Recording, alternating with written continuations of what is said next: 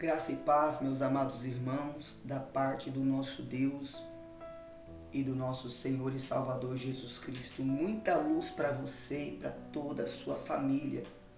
Meus amigos, hoje eu tenho uma mensagem que eu tenho certeza que vai falar ao seu coração. E se eu pudesse colocar um tema nessa mensagem, o tema seria alto preço. O tema seria alto preço. Nós sabemos que quando nós vemos um produto, algo que nos enche os olhos e nós queremos comprar, e quando nós perguntamos o preço e ele foge do nosso padrão econômico, a primeira coisa que nós falamos é: nosso preço está alto. Sim ou não? Ou outras pessoas dizem: isso custa os olhos da cara. Fala a verdade, você nunca disse isso? Tenho certeza que todas as pessoas já usaram essa expressão. Nossa, isso custa os olhos da cara. Ou dizem: nosso preço está muito alto. E nós acabamos por desvalorizar o produto pelo alto preço. Pelo contrário, quanto maior o preço, melhor é o produto. Até porque se você olhou aquilo e você disse: eu quero comprar, e você não comprou porque achou o preço alto, simboliza assim que aquele produto era muito bom e que no momento você não tinha condições. E eu queria trazer isso à luz da Bíblia para que você entendesse o alto preço que foi pago pela minha alma e pela sua alma. Eu queria que você que tem a sua Bíblia, se você tem, por gentileza, abra no primeiro livro de Coríntios, na primeira carta aos Coríntios, escrita pelo apóstolo Paulo, no capítulo 6. 1 Coríntios capítulo 6, no último versículo, no versículo 20, diz assim: porque fostes comprados por bom preço, e algumas traduções também dizem por alto preço. Glorificai, pois, a Deus no vosso corpo e no vosso espírito, os quais pertencem a Deus. Então, preste atenção. Aqui o apóstolo Paulo está sendo bem enfático. Ele está enfatizando o alto preço que foi pago pela minha alma e pela sua alma. Quando o Senhor Jesus veio à terra, o principal objetivo dele não era curar os enfermos, não era ressuscitar os mortos, como aconteceu com o filho da viúva de Naim. Não era curar a sogra de Pedro. O principal objetivo dele não era apenas fazer os milagres. O principal objetivo dele era pagar um alto preço para que, ainda que essas pessoas não fossem curadas, elas tivessem o direito de serem chamadas filhas de Deus. Você vê isso na Bíblia quando nós lemos a passagem a respeito da crucificação. Em João 19, nós vemos que foram momentos dolorosos, que eu tenho certeza que eu e você não conseguiríamos, eu digo eu e você, nós não conseguiríamos suportar tanta dor. Ele se manteve firme diante dos açoites, diante da cruz, diante do vinagre que foi posto na boca dele. Ele estava com sede e com a boca toda cortada. E ele pediu água e disse: estou com sede. Eles pegaram, molharam no ensopo, encharcaram de vinagre e levaram à boca dele. Quando ele bebeu, aquilo era vinagre. Deixa eu te perguntar, você já tocou vinagre em alguma ferida sua? Se você teve algum machucado exposto, aberto, recém-ferido, procure colocar vinagre nele para você perceber mais ou menos o que o Senhor Jesus sentiu em sua boca. Em sua boca. E depois que aconteceu isso, logo após que ele sentiu o gosto do vinagre queimando a boca dele, as feridas que haviam na boca dele, ele entregou o seu espírito e disse: Pai, está consumado. Mas antes disso, ele pagou um alto preço, o preço da humilhação, o preço de ser exposto injustamente. E esse preço, ele foi pago por mim e por você. E quando o apóstolo Paulo diz aqui no capítulo 6, porque foste comprado por alto preço ou por bom preço, é porque, meu amigo, minha amiga, o que você fez, o que você faz ou o que você ainda vai fazer, você nunca conseguiria pagar. A Bíblia diz que o salário do pecado é a morte. E eu quero te perguntar, em que condições você conseguiria pagar pelos seus pecados? Em que condições você conseguiria pagar pelos seus delitos, pelas suas falhas, pelos seus erros, se não fosse a graça do Senhor Jesus? E que eu também quero te dizer, não é de graça. Ser salvo pela graça não significa que a graça é de graça. Ela demanda um preço pelos servos de Deus que querem andar com Jesus e, consequentemente, ser salvos por Ele. E eu quero te perguntar, você ama Deus o suficiente para andar com Ele, custe o que custar?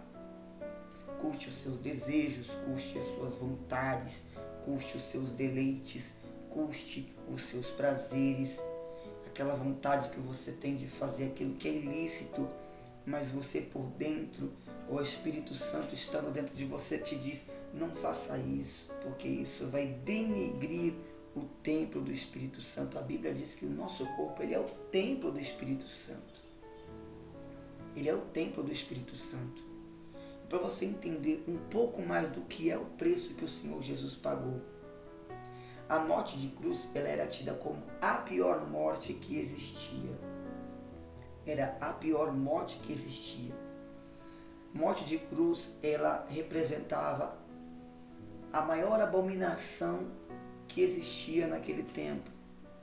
Para você ter uma ideia, morte de cruz era destinada apenas para os piores ladrões e para os escravos, para os piores delitos que existiam.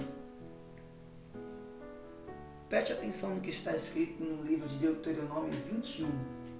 Deuteronômio 21, no versículo 23, é o último versículo também. Olha só que coisa. Isso aqui é Moisés, no livro das leis. O seu cadáver não permanecerá, no madeiro, mas certamente o enterrarás no mesmo dia, porquanto, preste atenção, o pendurado é maldito de Deus. Assim, não contaminarás a tua terra, que o Senhor teu Deus te deu por herança.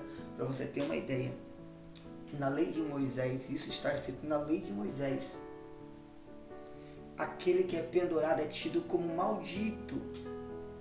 É tido como maldito, ele tem que ser enterrado no mesmo dia. Não tem direito nem a velório, ele tem que ser enterrado. Ele morreu pendurado, arranca de lá imediatamente, e o vai enterrar.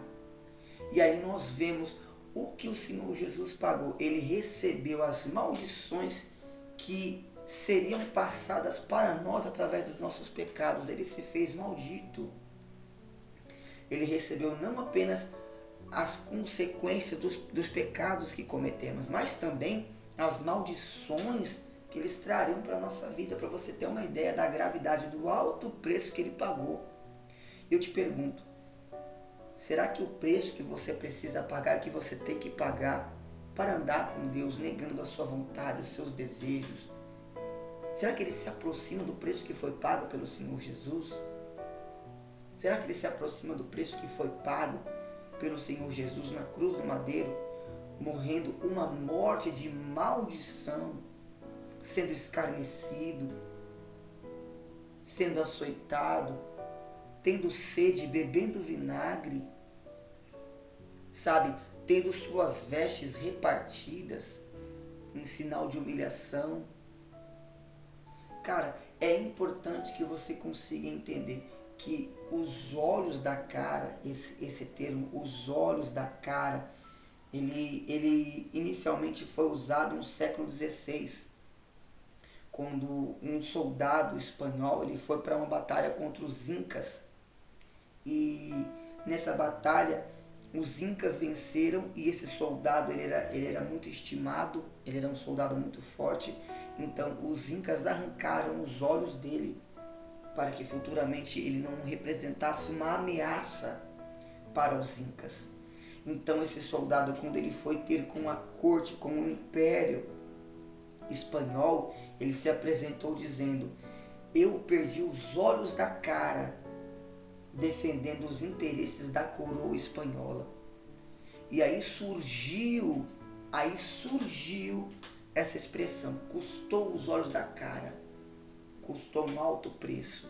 Defender a corte me custou os olhos da cara. E aí nasceu essa expressão, custou os olhos da cara. O que custa para você negar a sua vontade, os seus desejos, os seus deleites para andar com Deus? Custa um alto preço? Custa sim. Eu digo que custa. É fácil? Não, não é fácil. Mas a recompensa, ela é muito maior do que o preço a ser pago por ela. Eu tenho certeza que se você negar de pagar o preço,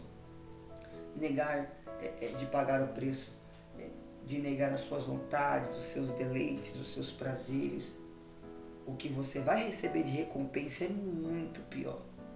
Muito mais doloroso que o preço que você pagaria para receber a salvação. Então eu quero que você pense muito nisso, que você reflita muito sobre isso, sobre o que significa pagar preço para você, sobre o que significa pagar um alto preço para você. Eu quero perguntar novamente, para encerrar essa mensagem: você ama Deus o suficiente para andar com Ele? Custe o que custar. Se você não está disposto a pagar o preço, a abandonar as suas vontades para receber a salvação, você não está apto para receber o reino de Deus. Não está apto para morar na Nova Jerusalém e fazer parte do corpo celeste do nosso Deus, estando ao lado do nosso Senhor Jesus.